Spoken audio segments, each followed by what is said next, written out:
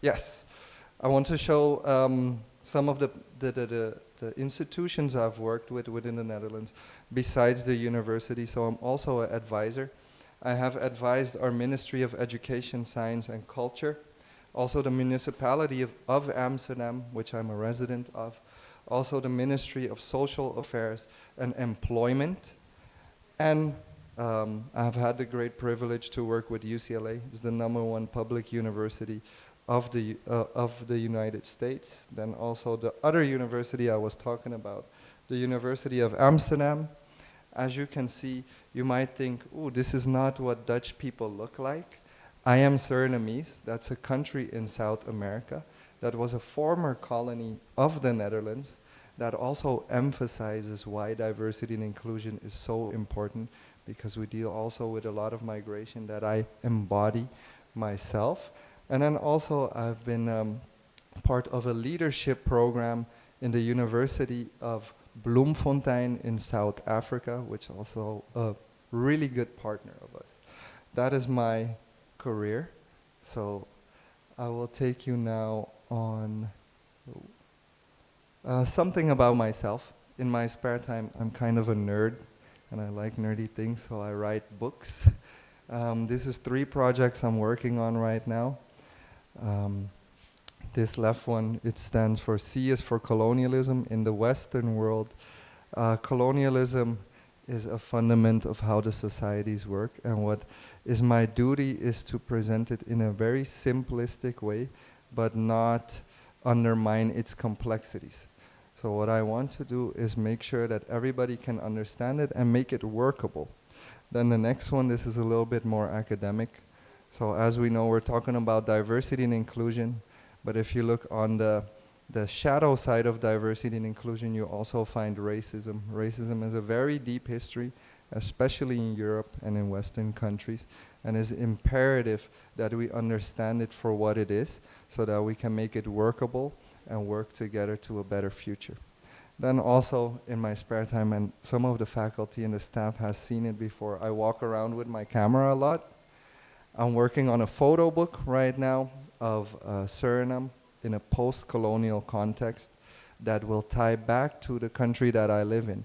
So what really is my purpose is to build bridges, right? How do we understand each other in an effective way that we can build the future together? That is some things I do in my spare time. On the other side, I'm also a father of a daughter of 5 years old.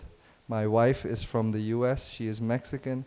So what I see in my life is diversity and inclusion is a red line through my own life, through the students that I teach, to my work at the university, to my work also with other institutions. Yes, I have already prepared a program for you today. This is not supposed to be only a lecture, so I'm not going to be projecting only information on you. This is going to be an interactive workshop, so we're also going to make groups. For the sake of the overview, I will guide you through the program.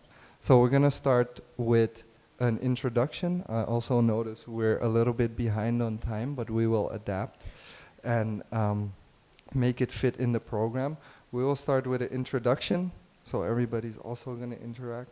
We're going to set rules of engagement, because when you talk about diversity and inclusion, you inherently talk also about safety.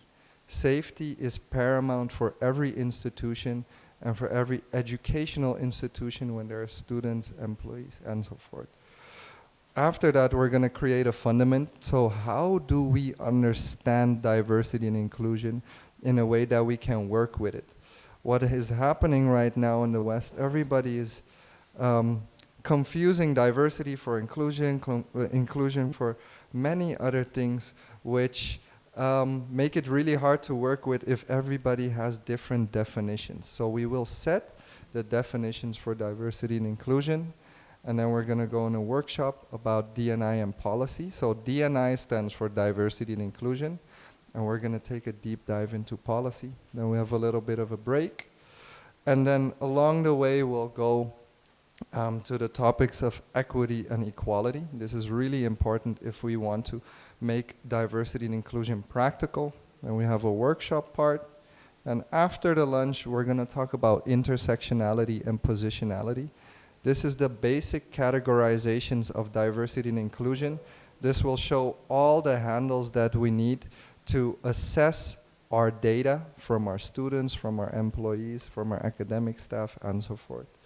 And then we're going to end it all with a workshop. It's called the Privilege Walk. This is also an interactive way for you to see, feel, and understand diversity and inclusion.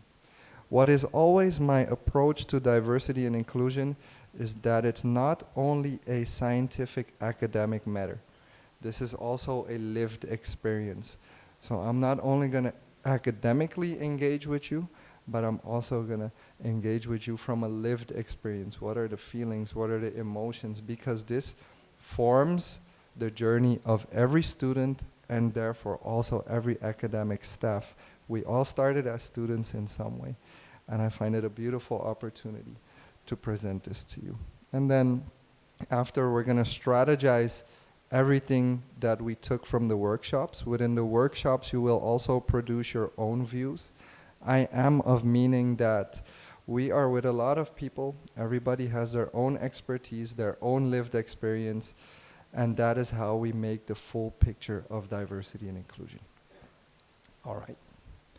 So then, I'm going to actually start really simple. I like to interact with my students, with the people I have in front of me, and I'm also a very strict teacher.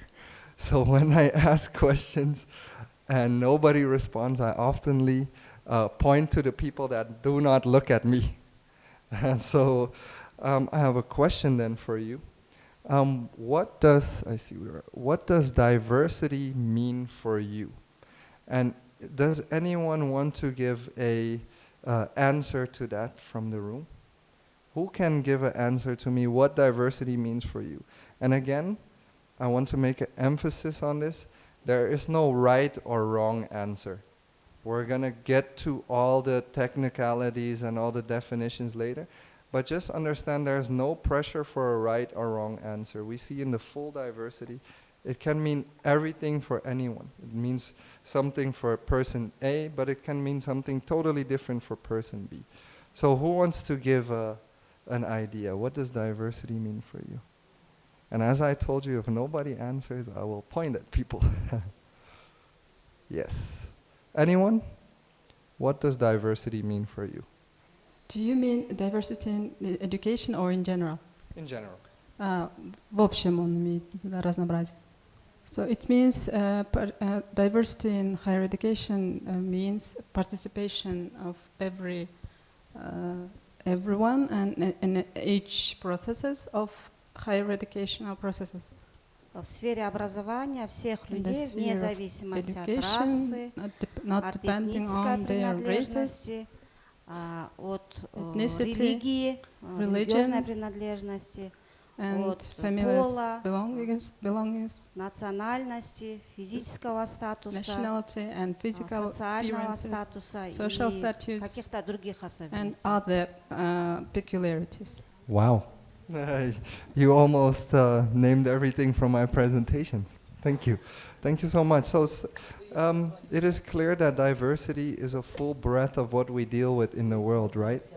And I've heard some definitions right now. Then also the question, the follow-up question, what does inclusion mean for you?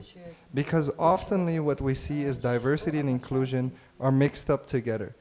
Diversity is used as inclusion and inclusion is used as diversity. So I also want to ask you, what do you think inclusion then means? And who can give an answer to that? Someone else in the room, what does inclusion mean for you? And just know there's no wrong answers. Здравствуйте. Hello. Мы понимаем инклюзию как включение. Если говорим об образовании, тогда это включение всех в систему образования, начиная с детского сада, заканчивая вузом. Если в целом говорить про жизнь, это, мы понимаем как включение в социум, вне зависимости от разнообразия, то есть от различий. Спасибо. Thank you so much. Right. Yes, definitely. Again, that is a part of inclusion that is very fundamental. It starts at kindergarten. It starts when a person is born into a society, into a household, when you talk about inclusion. Then the question of safety, right? Because we have now seen a little bit what diversity and inclusion means for different people. But then when you want to apply it, it is fundamental that this process is safe. When we talk about things like gender, sexuality, religion, ethnicity, race, we see, and it's evident in the world right now, that there's a lot of contradictions and things that are not as easy as they are on paper. So what we're going to do right now is what we call getting comfortable with the uncomfortable. Oftenly when you talk about diversity and inclusion, there's also various social safety issues. There's traumas, there is all kinds of lived experiences that people go through that affect them in their academic journey. So what we always do as the ground rules of diversity and inclusion, we talk about getting comfortable with the uncomfortable. As academic staff, we also always want to do the best for our students, also want to do the best for university to make sure that it's a safe place. So to ensure a safe place, we have this model that I will show you right now, which is called From the Comfort Zone to the Stretch Zone. As you might imagine, when you're sitting on your chair at home, and you're showered, you're watching a movie, you have popcorn, you're sitting very comfortable. But from the position of comfortability, learning is impaired. Because learning happens when you're slightly uncomfortable and you put yourself in a position where you have never been before to take in information that you might have never seen, felt, or understood before. So what happens then when we're presented with various complicated situations? As you might think, let's name the example of religion and gender identity. These are things that prove to be very complex. And if we don't create the space to assess these things, then they might be hard in conversation, also policy, also affecting the vision and mission of the university. So what we then can see is we actually do not want to be in our comfort zone, right? Because that's not where we learn effectively and also not where we will make effective policy and strategies. So what then happens if you try to put yourself out of the comfort zone, but without knowledge about it, without any infrastructure or framework of assessment, is that you go from the comfort zone, you're very briefly in a stretch zone.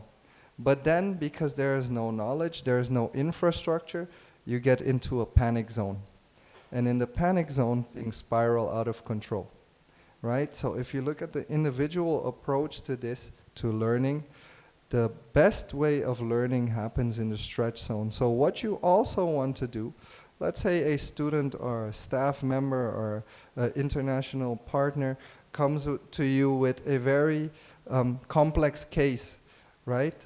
You're thinking about it, you're going about it, but you do not necessarily have the knowledge or lived experience to go about it.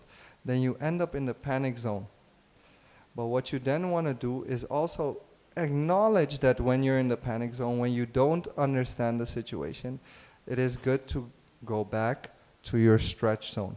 Also for the person that you're working with, to go back to the stretch zone. Yes. So what we will do today is I have lined up a bunch of workshops that will not keep us in our comfort zone.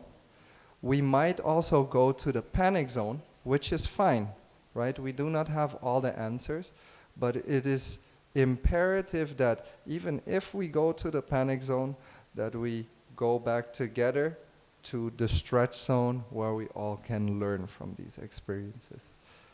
Yes. So, yes, then we go about the safety rules. I'm again gonna ask, with the underlying tone of diversity and inclusion, what does safety mean for a university? What does social safety mean for a university? Because what we want to do is also have our students in that stretch zone and not in the panic zone. And if we look at the world right now, that panic zone is, you can see it everywhere, right? So I want to ask the audience, what are some diversity and inclusion related safety rules? So the creation, we call it the creation of a safe space, right? It might not be comfortable, but it must always be safe.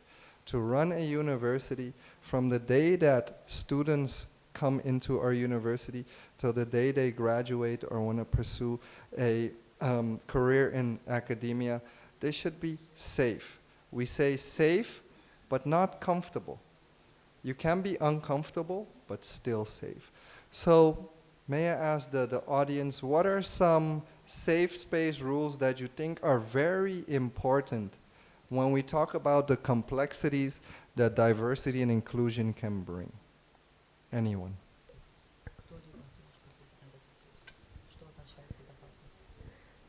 Think about the safety of your students, also the safety of yourself.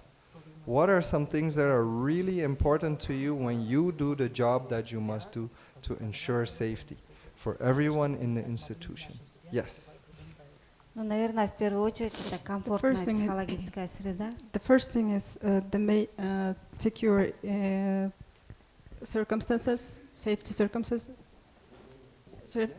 safe environment. I start to look more and more like a transformer with all these things on me.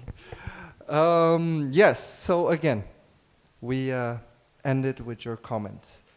And do you have any further, how can we push this safety? How can we think about this safety as an integral way of running the university? What is more paramount that you want to give to your university? What should be the bottom lines of safety? Anyone else? Right? Yes, definitely. So what we see right now, everybody also has a different understanding of what safety means. Right? What is safe to one might not be safe to the other one. And that's why it's good to be together here right now and talk about this. I also have a lineup of safe space rules. So these are pretty generic safe space rules that we encounter in universities all over the world, right? I will go through them with you. As you might understand, this is not a full list. For every context is different.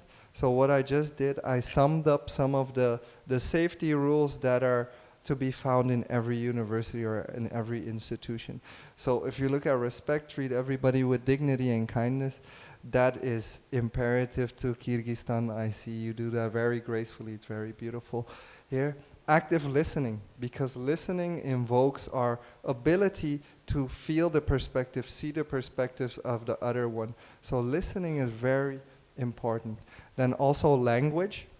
As you might know, people speak different languages, and as I understood here in Kyrgyzstan, language is pivotal in how your society operates. So we must also understand what comes with this language, right? So then to challenge bias, everybody is human, everybody is raised in a certain way, so everybody also has biases. Me, everyone here in the room, and pretty much every human being has an inherent bias that when you talk about safety, you want to also challenge your own biases. So that ties back to the active listening, right? So to see what your biases are, it might be your own blind spot, but when you go actively about listening and engaging, you might uncover your own biases. So then confidentiality. Not everything is supposed to be out in the open, especially when there are social safety issues. So there should be also a degree of confidentiality to go about these processes in a respectful manner. Open-mindedness, of course, we should be able to see and understand the perspectives even if they're not our own. And then empathy, basically show empathy towards other people. What I've seen in my profession is that people can be in very tough situations in their lives. And what is beautiful about that is if you can meet them with empathy, that they want to talk with you, that they want to open up with you, and that they want to look at solutions that can help the university and society as a whole. And then no judgment, that is pretty self-explanatory. To not judge, this ties back to empathy and basically all the rules above.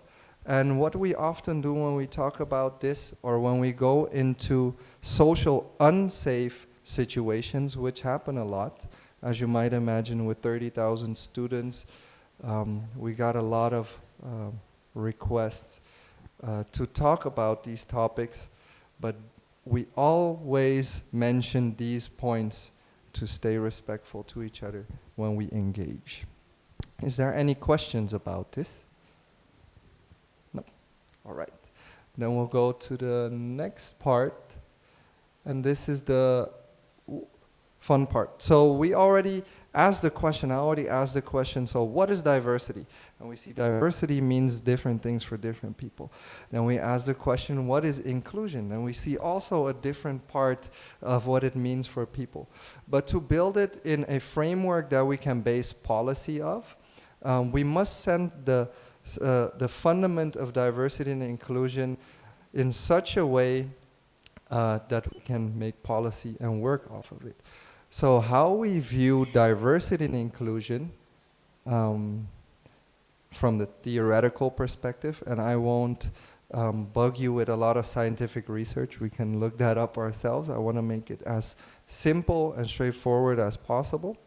When we talk about diversity, we talk about the mix, right? And Kyrgyzstan is a beautiful mix of very different people coming from all over the world and all around Central Asia.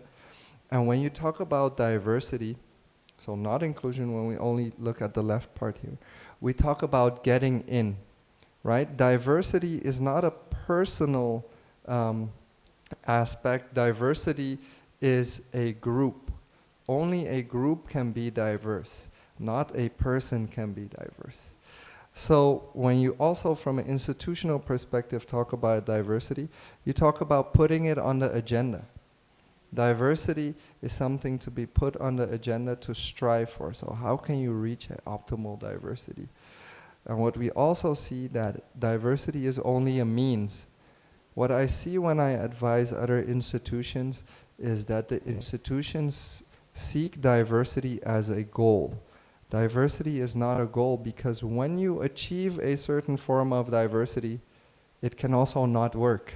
It doesn't necessarily have to work. So what you then also see with that, with diversity oftenly, especially in Western perspectives, they really want to achieve it. They say, okay, we have to hire more people, we have to hire people from different backgrounds and so forth and so forth. So there's an incentive. But then we come to inclusion, right? So there's fundamental differences between diversity and inclusion. If you talk about diversity, it's the mix. So if we can look at our room right here, we have a mix of various people, right? But that does not mean that everybody is included or feels included. So what inclusion then means is how do you make this mix of people work so you can have effective work out of it. So inclusion then means staying in. Also, you can imagine a group of students sitting in front of you when you give a lecture. And then that doesn't mean the diversity reflects the inclusion. Because let's say you start in year one with a group of 50 students of various backgrounds, and then you see in year two 10 students fell out of the educational program, and they have a similar background. That means the students struggled with inclusion.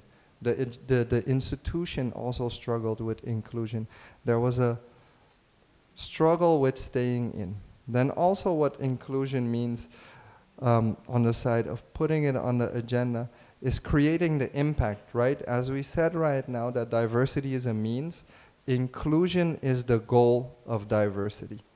So what you want when you have a diversity is to create an optimal framework for inclusion. So what you then also see with inclusion is we want to foster inclusion. This is very important also in the statements of the university or any institution for that matter, that when you have PR facing outward, that you want to foster this inclusion from the start. You want to make sure that people understand, hey, I'm going to be included in this institution. So, when we then go to practice, so what does practice mean? You see here diversity oftenly means being part of the team. So you're in a team, but that doesn't mean yet that you can be included. What inclusion then means in an institutional way is that you are represented as well. So you're being part of the management team, because only in the management team you can use the resources, you can use the institution also to represent your views. So what is a big problem right now in the West is there is a certain diversity amongst the students, but they are not represented within the management, and that causes a lot of frictions and also a lot of problems. What you see then, diversity, you can focus on recruitment and selection. So how do you create this diversity to start with? Because without that diversity, there cannot even be inclusion, right? So and when you then look at inclusion, you talk about learning and development. How do you create this framework that everybody is included? Diversity oftenly revolves around activities, programming, cultural events, and so forth. Diversity can also be seen as the policy, and you could put targets in that policy. But then when you go about inclusion, you see that it's a fundamental part of the organization. So you start with that in mind. And then inclusion is the practice. So where the policy is one side of it, the policy is the affordance, inclusion is the practice of every person. To be inclusive means that another person can be included. So it is, you need to project inclusion, you know, especially as staff of the institution. So what you then see is what you set as diversity targets can become inclusion successes, also failures. So that's why it's important to understand the key difference between diversity and inclusion. And I always use this metaphor. This is my favorite metaphor, to never hesitate anymore what the difference is between diversity and inclusion. So when we talk about diversity, we talk about the mix, right? This is the simplest way you can talk about it. Let's say you have all these ingredients or all the students in your room, but you want to include them in such a way that their success is made optimal. So as you might imagine, you have all these ingredients, but then inclusion is the way of putting these ingredients together, mixing them in the right way, preparing them in such a way that when you go in the oven, and I oftenly compare the oven as the institution, that is the school. How do you make this work? How do you create this impact? So inclusion is then, how do you bake a really nice cake? And that also means it shouldn't matter what the ingredients are. You might also understand the ingredients one year might be different from another year. Maybe one year you have a lot of local students. Maybe the next year a lot of international students also come into the school, right? And then you see your ingredients change. That means your diversity changes. That means you have to adjust your process of inclusion. So this is the simplest way that we can understand diversity and inclusion. You have the mix of ingredients, but how do you shape the university that is the oven, that you can get a cake out of it that tastes good, not only for the students, but also society as a whole and the institution. All right. Are there any questions on the differences of diversity and inclusion? All right. So now we're going to go into something that's more concrete. We already heard it from the audience a little bit. So there's various dimensions of diversity, right? So we're not yet talking about inclusion. We're talking about diversity. And also understand that I am coming from a Western context, that this context changes for every country that you're in. So see this rather as a framework of assessment than something you have to follow step by step. So I'll give you some of the things that happen within my university. So gender is very important in my university. You see various emancipatory movements around gender because there's also problems connected to that. I'll go through this list pretty quick. Then ethnicity, non-Western, non-white, as you see within Europe and also the US, there's a lot of migration happening. Then culture, when you talk about culture, some person's heritage, the language that they speak, their customs, they all differ from each other. Then we have the sexuality question, non-hetero, cisgender, transgender, all those things happen within the university and we have to acknowledge them as such. Then when we talk about disabilities, I always talk about people being differently abled because disability assumes a norm. So when you talk about differently abled people, you talk about the visibility or invisibility. Sometimes you don't even see that somebody has different abilities. Sometimes you don't see it, sometimes it's physical, sometimes it's mental. And then also first generation students, we have a lot of them at our university. It's also a facet of it. And then age. So what does that mean in practice? Let's see. Okay, in practice what you can see the ideas behind it, or at least some of the issues that we face, is when you talk about gender, we see a pay gap, right? There's not an equal pay. So how do you go about it? Now we see that it's very much a gender issue. Also paternity leave. There is in our country maternity leave, but there is no paternity leave. So there is an unequal burden on the woman to stay at home to take care of the child. Do I have to wait a little bit? Okay, so then again, when you talk about gender, equal pay, paternity leave, these are just small things that come by that we see happening. Then on ethnicity, so at our university we have almost 30% Muslim students, and in a very Protestant country, we must understand that prayer rooms are also important to our Muslim student population. So we only had prayer rooms for the last 5 years. So if you see, when you want to address these cases, you have to give it language, right? So culture, you see cultural crossover events, food exchanges. On a sexuality question, we're now talking about gender-neutral bathrooms, so a bathroom for everyone. And this, you can see, is an infrastructural decision. This is how you design your buildings. This is how you design the accessibility. So it goes in every part of the process of not only curriculum, not only management teams, but also in the designs of your buildings. These things happen. So disability, again, are the lecture halls, or is the building accessible for people in a wheelchair, or people that walk on crutches, or people that have very different abilities?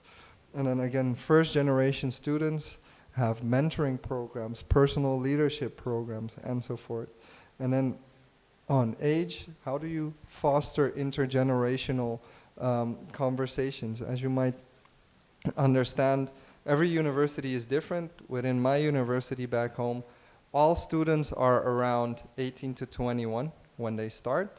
But when I look at my partners in the US, there is also a lot of older students, students that start when they're 40 years old, 50 years old, and so forth. So to put this on the agenda, this is a overview of things that can happen. And now we can already see some things make us a little bit comfortable, some things make us a little bit uncomfortable, but just know that we can all learn from that slight uncomfortability. So what we're gonna do now, had a definite idea behind it, but they're not yet calibrated yet so we can make it workable and practical.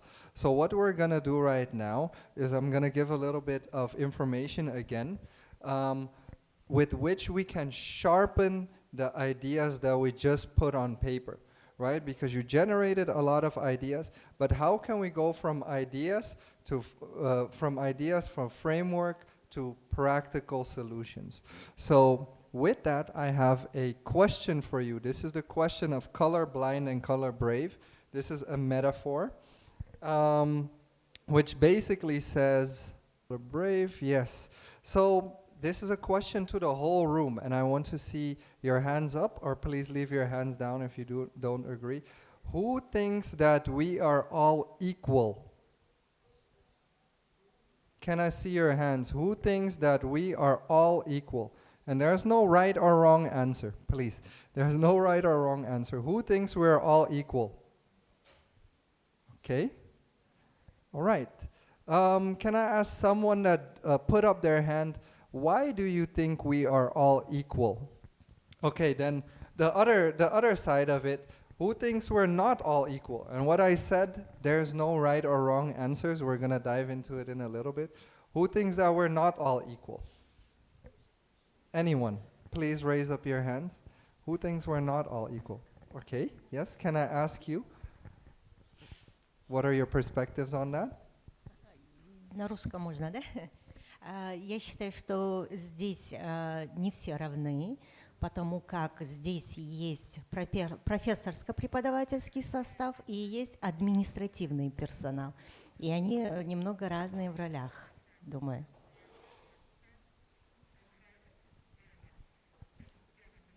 All right. Yes, thank you so much. So we now saw both perspectives, and we also see how it lives in the room, right? Because it starts at what we think that equality should be.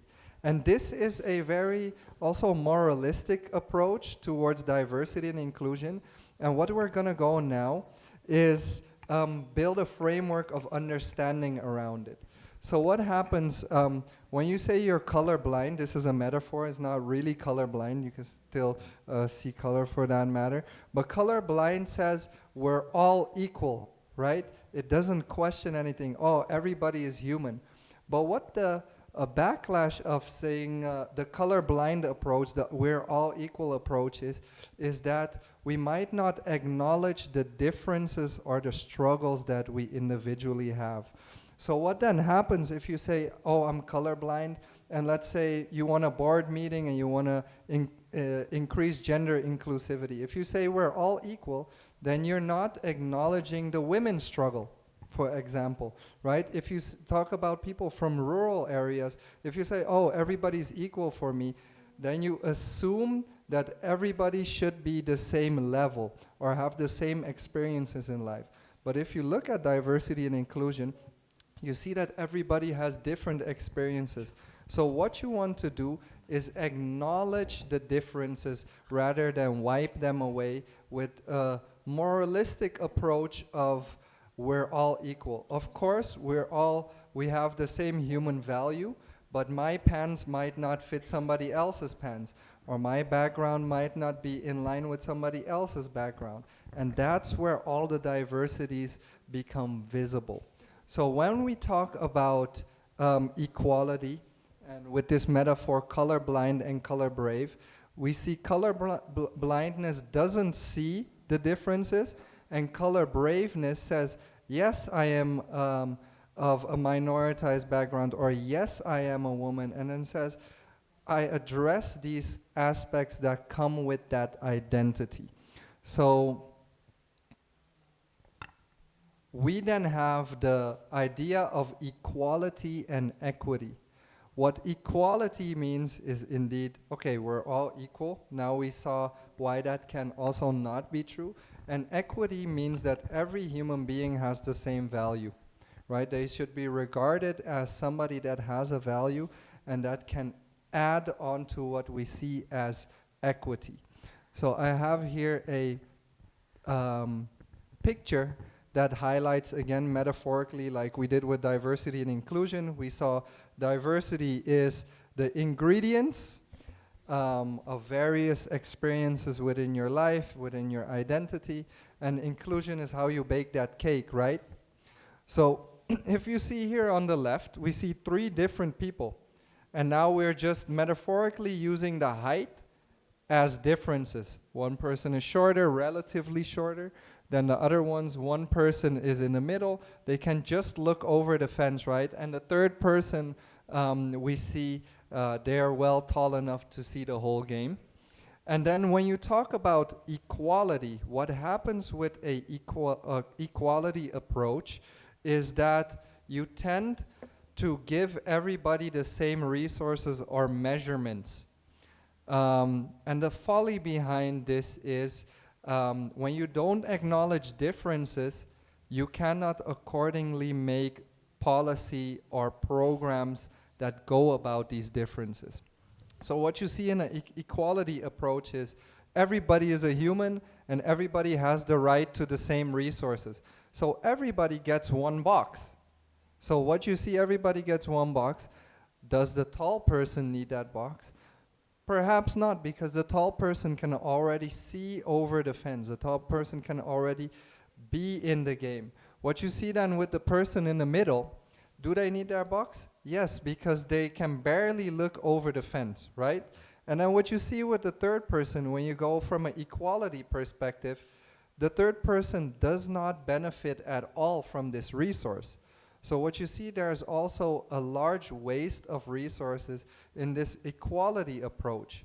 What you then start to do is, when you look at equity, everybody has the same value, but different experiences. You start to base policy, resources, and programming from the equitable approach. So you see what is needed for this group to reach the same outcome of success. Because what you eventually want to do with diversity and inclusion is you want to make sure that everybody has equal opportunity to success. That is a very good measuring point, to have an equal opportunity of success. And that's what we also see in the equality side, that not everybody can see the game if we measure that as metaphorically equal to success. But if we then go about the equitable approach, so everybody should have the opportunity to follow their studies and have a successful outcome in which they can aid in their university, in their government, in their society, no matter where they are. You see that now everybody can see the game. So are there any questions about the difference between equality and equity? Anyone? No questions for now? And even if there's questions later, please, because sometimes this just has to sink in, because there's a very moralistic idea behind this. Yes, everybody's equal, but to make it practical, we have to give language to it, something that acknowledges differences. So the approach of equity acknowledges differences, so you can make practical advices, programs, and policy around it. All right. So then again, a little bit of theory. So see colorblind as equality and color brave as equity, the acknowledgement of differences. So you see in colorblindness you have equal rights. So everybody has a right to the box, right? Whether it's right or wrong, everybody has a right to the box. But you basically count out 1/3 of the people that have that resource. So indeed you speak about equality, and you also speak about generic interventions. So let's say you get a budget of so much money, you can have allocated where that money goes. But if you have a generic intervention and you don't regard the differences as valuable input, then everybody will just have the same interventions. And what you also see is a very individual approach. It just makes sure that everybody gets the same. And then if we look at color braveness, you take those differences as an input. That is very essential. So you focus, instead of everybody getting the same, you focus more on the opportunity and the outcome of that opportunity. So then we're talking about equity. Here you can see we're talking about specific interventions. We already named some in terms of differently abledness, right? If everybody, if all the universities would have a ramp that people in a wheelchair can go up to, have functioning elevators, all lecture halls, then you see that that is a specific intervention for where somebody in the left side would not have found a benefit from that. So this is more a institutional approach. this approach of equity should be baked in from the start.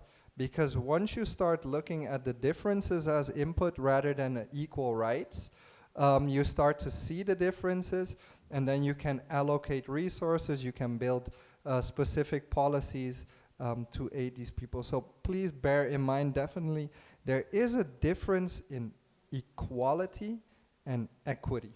And in terms of diversity and inclusion, equity gives the language to make differences fruitful. All right. Yes, again, some sentiments around it. Color blindness, equality. We're here for everyone. You can have anonymous applications, staying neutral. But then what you see in color braveness, we are looking actively for this diversity. This diversity is part of the process. And what you then also see, very a good example is then quota.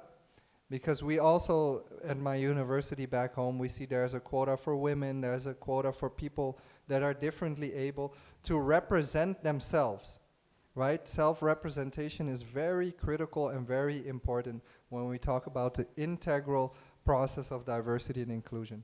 And then also color braveness allows us to be explicit. You can vocalize, you can talk about your experiences, and you can be very intentional about this when you mention it. So there is no way that it's just a gut feeling or just the anxiety. You can be very vocal about it because this allows us the language of equity. So what then you might see is, of course, we had the people looking over a fence, right? But what you actually want is for everybody to participate. This might be a little bit of an ideological, it's not too realistic to take away all the barriers. It's more of a point on the horizon that you want institutional change to be of such a way that everybody can attend in your university. I hope we will reach this. Looking at the world right now, it's a very big challenge for all universities all over the world to take these things in account. But it should be the goal to take away institutional barriers to make sure that everybody can be guaranteed of their version of success, which is intersectionality and positionality. This might be the most important part of today because this part makes explicit all the handles that we need to create effective policy when we talk about diversity and inclusion. There will be a couple slides in a little bit that you can take pictures of as well. But what I find important, I understand the word intersectionality is a really big word, and I have problems with that too in my faculties and in university, in all the universities or government institutions that I speak. Intersectionality proves to be a tough word, but once you understand it, it's very natural, it's very understandable. So then also after positionality. But before we dive into positionality, we're going to dive into intersectionality. So again, I want to ask the audience, does anyone know what intersectionality is? In my lectures, there's never a right or wrong answer, only in the tests. But there's not a test right now. Does anyone know what intersectionality entails? No? That's also perfectly fine. Then we're going to dive into what intersectionality is. Yes, so intersectionality and positionality. So what you can see as intersectionality, when you look at a road, you see that it has various intersections. So let's say you have road A going horizontally, right? You have road B going vertically. You have road C going diagonally, and road D also going diagonally. What happens is all these roads have a direction. So you can see those roads as human experiences, right? What is embedded in your human experience? So let's say you have your own ethnicity.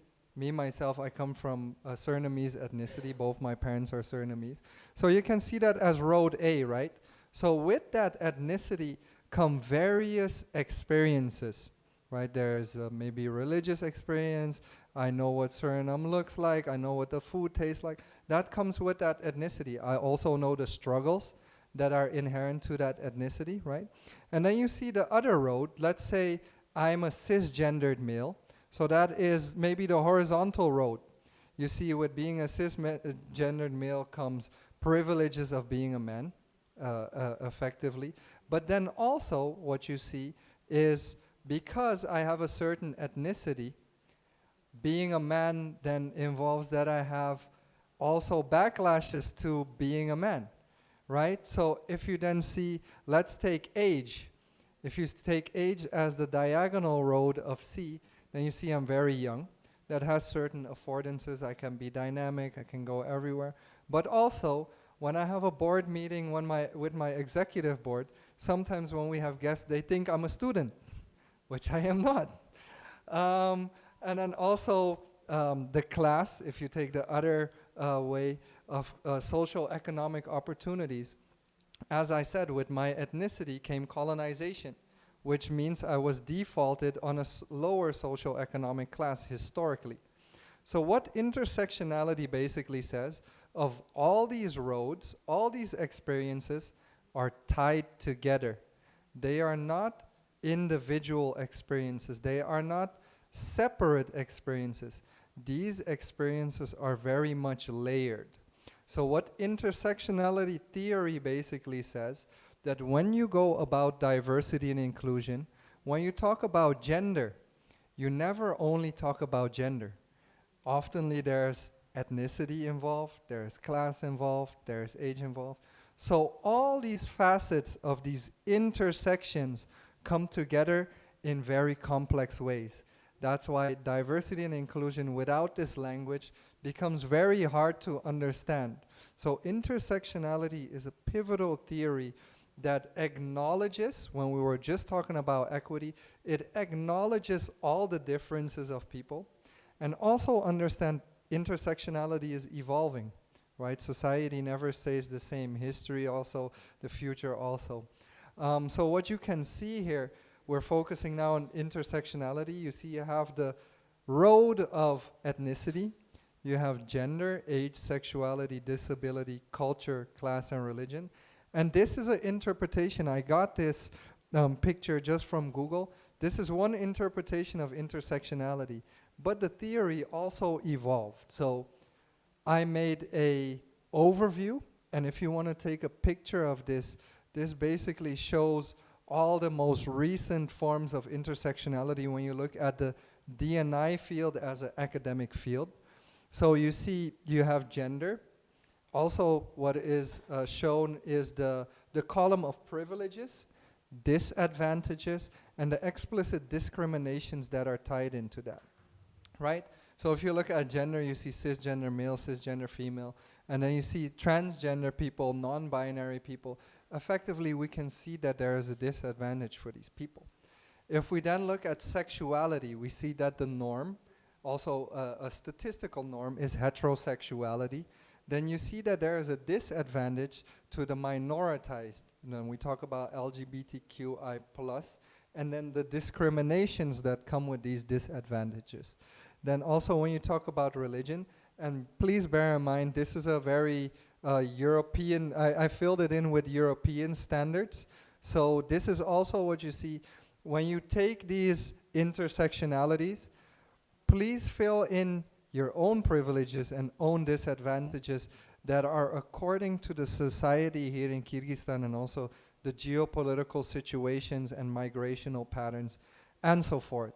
So you see religion, there is a definite religious norm in my country, in the Netherlands. It's Protestant Christian, right? So Muslim people are actually minoritized there.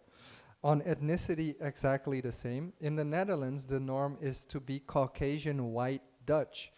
I am also Dutch. I'm born into that country for many years, but then I fall in the minoritized column right there on the right. Also culture, which I saw here, which was emphasized over the days, that language is a big thing. There is dominant languages, and there is also minoritized languages or dialectical languages that have disadvantages.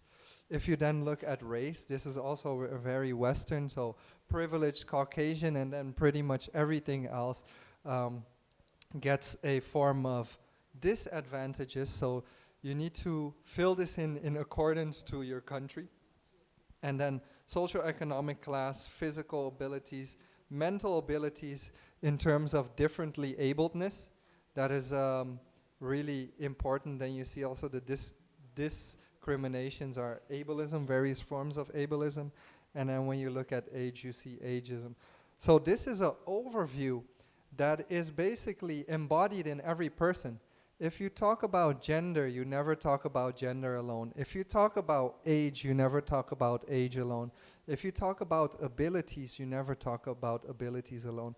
So the complexity goes up exponentially. This is a very intricate phenomenon, but this basically gives the infrastructure, again, to equitably acknowledge where our budget needs to go to, where our programming needs to go to, and what our policy needs to be based on. So if you take intersectionality theory as the basis of your policies, as the basis of your approach to education, then you can highlight where what is needed. Let's say what is happening now, I will give an example in my university. There is a occurrence of Islamophobia. But what is happening within the university, people will say, no, people are just indecent, or you're taking it too strong. But then you cannot prove it that it's tied to some people's identities, that it's tied to some people's lived experience in terms of ethnicity, that is tied to culture, that is tied to religion, that is also tied to various other forms of intersectionality. So when you say we want to address Islamophobia, you don't necessarily only want to address Islamophobia. You want to make sure there's an infrastructure that says Islamophobia happens in ethnicity, it happens in religious differences, it happens also in cultural differences, right? So you have all these aspects to concretize the problem or the solution that you want to facilitate. So that is intersectionality theory in a framework. Are there any questions? Because I can understand, the word intersectionality might be very scary at sometimes or seemingly impractical, but it's very simple if you see it as different crossroads meeting each other. Are there any questions for now regarding this table? Because I think this table might be one of the most important today. If there's no questions, I will go on. So we went in on intersectionality. Now we're going to go to the second half, positionality. So basically, this is the more simpler part. Positionality says, I am a person with various intersectionalities. And it says, your individual identity is formed by all these things around it, all these intersectionalities, gender, and so forth, social class, sexuality, education, religion, and so forth. And it shows the effects that work on the individual. So here you make explicit the compound working, because if you, let's say, you experience sexism, but also racism, that means something very different than somebody that might only experience sexism. Right? So your positionality is the various experience you have as an individual. So that gives also shape to intersectionality of how to handle that on an individual level.